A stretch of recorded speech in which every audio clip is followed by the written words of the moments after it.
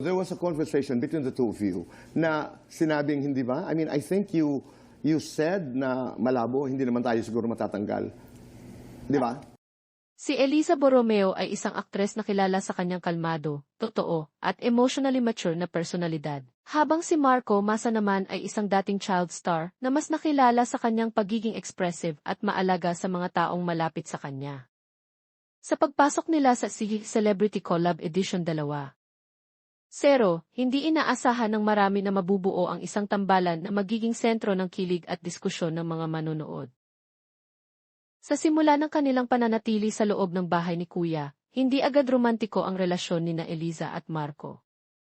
Mas napansin muna ng mga housemate at viewers ang natural na closeness nila, madalas silang magkausap, nagtutulungan sa tasks, at komportable sa presensya ng isa't isa.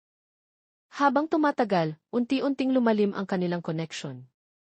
Sa ilang pag-uusap sa loob ng bahay, naipahayag ni Eliza na si Marco ay isang taong nakikita niya bilang best friend, at posible ring maging higit pa, base sa kanilang emotional connection at mutual understanding.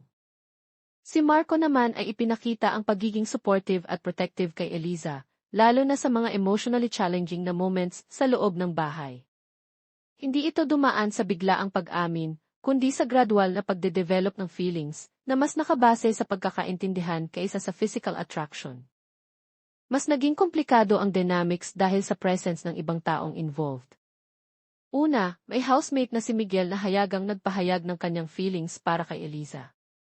Dahil dito, napansin ng viewers ang isang love triangle situation, kung saan si Eliza ay naging maingat at malinaw sa kanyang mga kilos, at hindi agad pumili o nagbigay ng maling signal. Samantala, si Marco Massa ay may umiiral na love team sa labas ng si Ashley, na naging dahilan din ng tanong at diskusyon mula sa fans. Dahil dito, pareho silang nagpakita ng respeto sa mga taong involved, at walang malinaw na deklarasyon ng relasyon habang nasa loob pa ng bahay. Mahalagang tandaan na walang nilabag na rules at nanatiling malinaw na emotional connection pa lamang ang namamagitan kina Eliza at Marco sa loob ng bahay ni Kuya. Sa ikalawang eviction night, parehong na-evict sina Eliza at Marco matapos makatanggap ng mas mababang boto mula sa publiko. Naging viral ang kanilang paglabas, lalo na ang emosyonal na yakap nila, kung saan sinabi ni Marco na niyakap niya si Eliza dahil narinig niya itong umiiyak. Paglabas ng bahay, kapwa nila sinabi sa interviews na nanatili silang magkaibigan, at bukas silang kilalanin pa ang isa't isa sa labas ng ngunit mas inuuna muna nila ang kani-kanilang career at personal growth.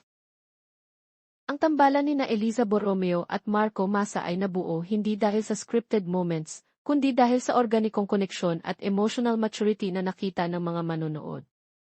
Sa kabila ng mga issue at taong involved, pinili nilang maging maingat, tapat, at responsable sa kanilang mga kilos. Dahil dito, patuloy na umaasa ang fans na maaaring magpatuloy ang kanilang tambalan, hindi dahil sa intriga, kundi dahil sa tunay na pagkakaintindihan na nagsimula sa loob ng bahay ni Kuya. Di ba? Correct ko lang po yun. Oo nga, sige nga. Kasi po, ang usapan po kasi namin nun, sinasabi niya po sa akin na feel ko hindi ka lalabas. So sinasabi ko rin po sa kanya, hindi, feel ko lalabas ka. So parang ayun po yung sinasabi. Feeling mo lalabas? No, feel ko po hindi po siya lalabas. Feeling mo rin hindi siya lalabas? Yun po yung nakikita namin sa isa't isa po. Yes pero po. hindi po namin nagsinasabi na parehas po kami na hindi po lalabas. Hindi, pareho na rin.